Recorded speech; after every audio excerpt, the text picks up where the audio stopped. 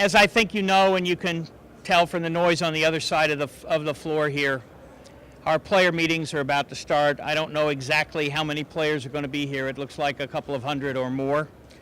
What we do for meetings, as you know, is we make all of our negotiating meetings and all of our player meetings available to the entire membership, not just a selected group.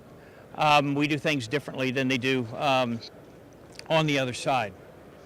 The contract will lapse as of midnight on Saturday night, September the 15th.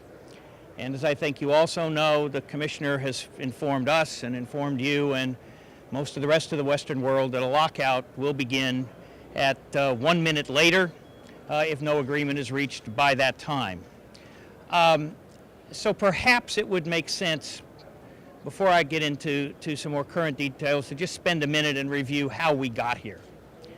The first thing is that when we had a free market for player salaries, when players and teams were able to make a contract just like normal people, the player's share of revenue was in the neighborhood, I am told, of 74%. The owners locked out the players 7 or 8 years ago, whichever it was, for a full season, secured the salary cap they wanted, secured what can only be called an enormous reduction in player salaries, 24% off the top, in percentage terms, literally billions over the life of the agreement that players kept that owners did not get. And that difference represents the difference, we think, in what their fair market value is. A salary cap is instituted, and what happens then over the next 7 years? Well, in raw financial terms, it looks like things go pretty well. There are record revenues virtually every year, even through the financial crisis we had several years ago, 2008, I guess, in the fall. And we had the banking issues in North America and Europe and around the rest of the world. So after 7 years of record revenues, with industry revenue now at about $3.3 billion as we count it for hockey-related revenue, it's a couple $100 million more than that when we count all revenue. The result is that the owner's position in bargaining is it worked so well the last time, we get to do it all over again. We now want another massive reduction in player salaries. And their initial proposal had a familiar ring to it. It called for a 24% reduction in player salaries, about $450 million a year. And that was accomplished by reducing the player's share of hockey-related revenue from 57 down to 43. Players get about 51 of all revenue, 57 of the smaller hockey-related revenue. They then, a little while later, made a second proposal, and that proposal only reduces player salaries when it is fully implemented by 19.3%. That's all. Just 19.3, or about $360 million a year, assuming revenue never goes up again. It stays flat. Today, the proposal reduced their demand, or their request for a salary concession from the players, when it's fully implemented, from 57 to 46, all the way down to 57 to 47% when fully implemented, which is roughly, assuming revenue never goes up, about $330 million a year when fully implemented. Now, these are reductions from an existing contract, and they are reductions from existing salary levels. But in order to give you a sense of what this means, if the players had made proposals which mirrored the owners, what we would have said is we want to increase to 71%, then we'll only take 68%, that's the equivalent of their 46% proposal, And the equivalent of today's proposal would be to say, all we want is 67%. That's where things sit in terms of the owner's proposal on the numbers.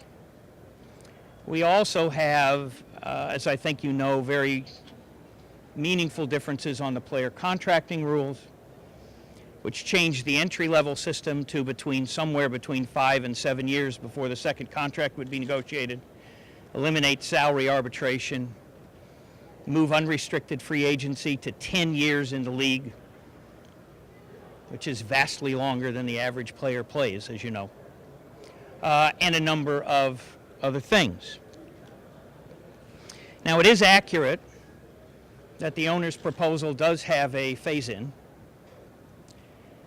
and the phase-in in the first year would hit the players a little bit less than the full phase-in.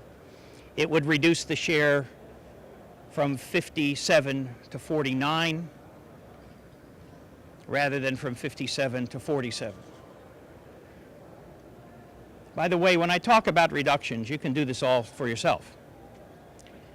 If the player's share when fully implemented is going to be 47 rather than 57, just do the math. Okay? The difference is 10. 10 divided by 57 is 17.5%. That's the share reduction. If you want to know what the dollars, you have to multiply it by the revenue amounts. But they're very significant amounts. So while it is accurate, in a sense, that the owner's proposal does not take quite as much money from the players, you know, somebody might say they've moved from an extraordinarily large amount to a really very big amount. Something like that. Now, by contrast, what have the players done? We did not make a proposal which mirrored the owner's proposal. We did not say, let's go back to when we didn't have a salary cap. Instead, we said, look, there is a meaningful disparity in revenue between the teams. And in recognition of that, there is a way we think we can fix the system so we don't end up in the same problem all over again. Because if you look at what's happened in all the cap sports, football, basketball, and hockey, just look at all the negotiations the last few years.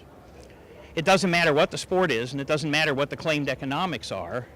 The proposal is always the same. It is always, players will take a lot less money, and if not, we'll lock you out. That's what the proposal always is. It's regrettable, but that's the world we seem to live in. So what the players said was this: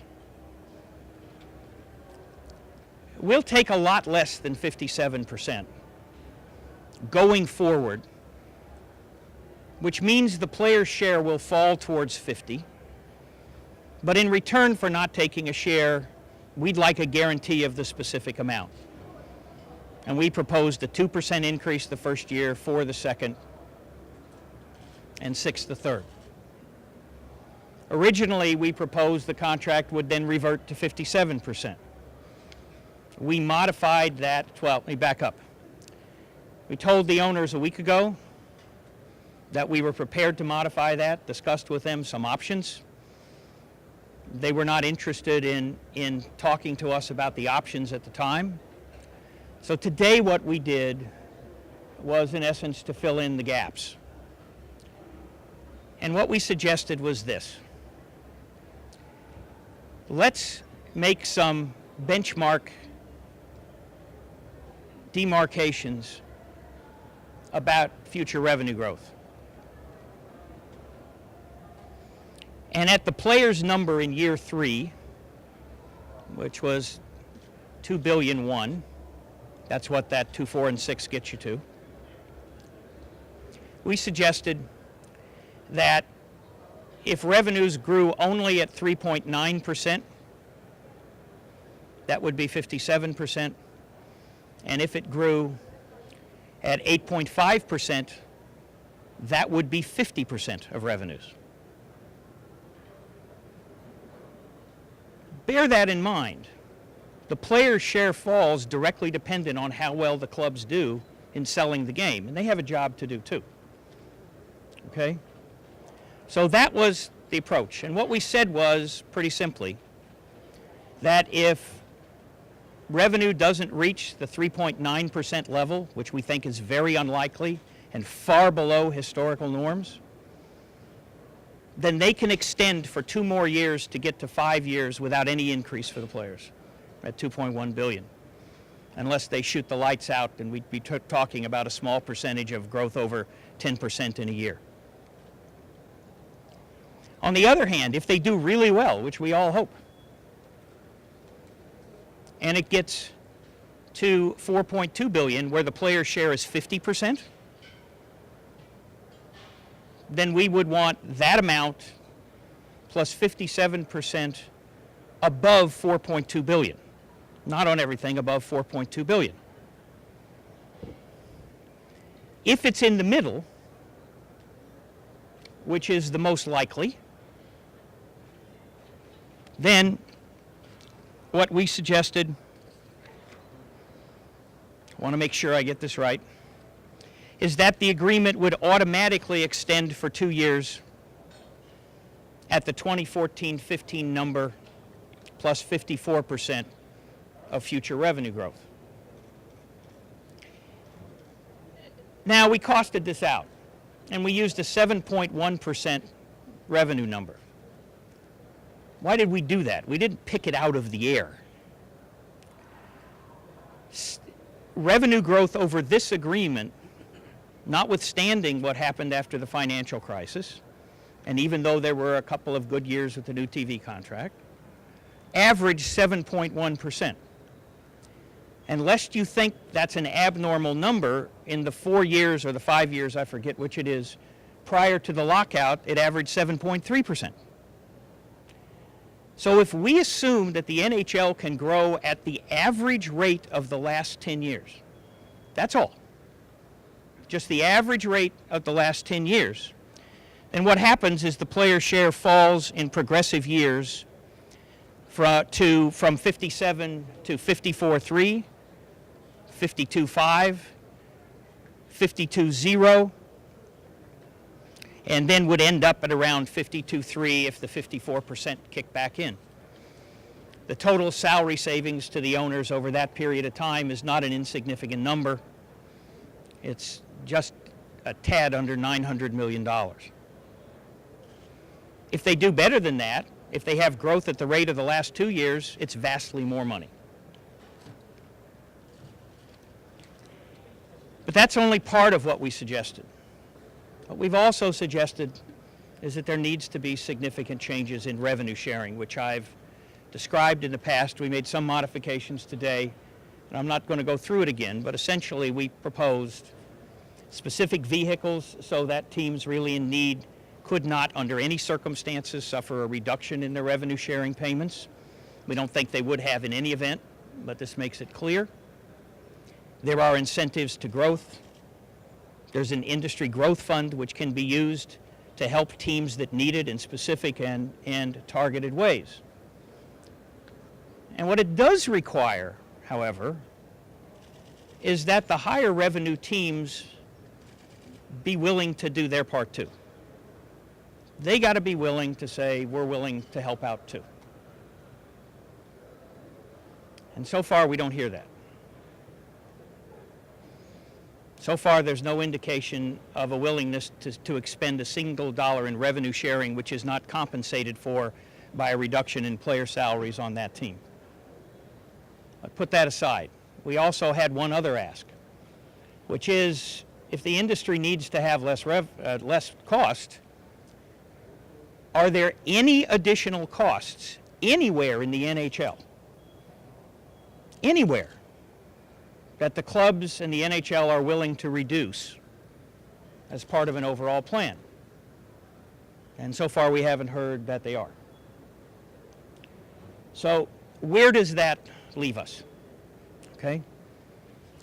There was some improvement today in the sense that we at least appear to be talking about the same definitions, and that's good. There are 2 new proposals on the table. And to the extent that they are there, that's good. What we hope is that arising out of this, there can be dialogue which can push us the rest of the way in an effort to try and reach an agreement. We hope that's true. We hope it works out that it's true. I did not expect, when I met some of you at the NHL offices earlier today, to be discussing the details of these proposals, because we had hoped to be able to discuss them with the players first and then perhaps to get back to the NHL. But long before we left our temporary office to come over here, it was out, and therefore I thought it only incumbent upon me to fill in some of the details. So what are the plans for the next 2 days? And then I think I'm about done. Before questions, sorry. I know you wouldn't let me get away with that anyway, so I might as well be up front here. We have the players in the room. There were already a whole lot in there when I came out to meet with all of you. And hopefully, the rest of the players will come in and we'll get started in the next half an hour or 45 minutes. As those of you who have talked to players probably already understand, we tell the players everything that they need to know in the sense of giving them a full and complete understanding. We answer every question they have, and they can see every piece of paper we have or that we've received from the NHL, anything like that, and they can come to all the bargaining meetings and they can participate for themselves. And so when you add up the presentations that the members of the staff will make, that the players who are on the bargaining committees will make, the individual discussions, and then probably a discussion tomorrow as to where we go from here, you can see that this is going to take a while with our internal processes. One of the differences between having 30 people that vote and having 700 odd people that vote is it takes a little while longer, especially if you want to make sure all of them know as much as they possibly can in order to make informed decisions as to where we go from here. So with that, let me just conclude by saying that's where the parties are as of today. I said earlier today that I did not know whether the proposals exchanged today would provide, alone or in combination, a roadmap to reach an agreement.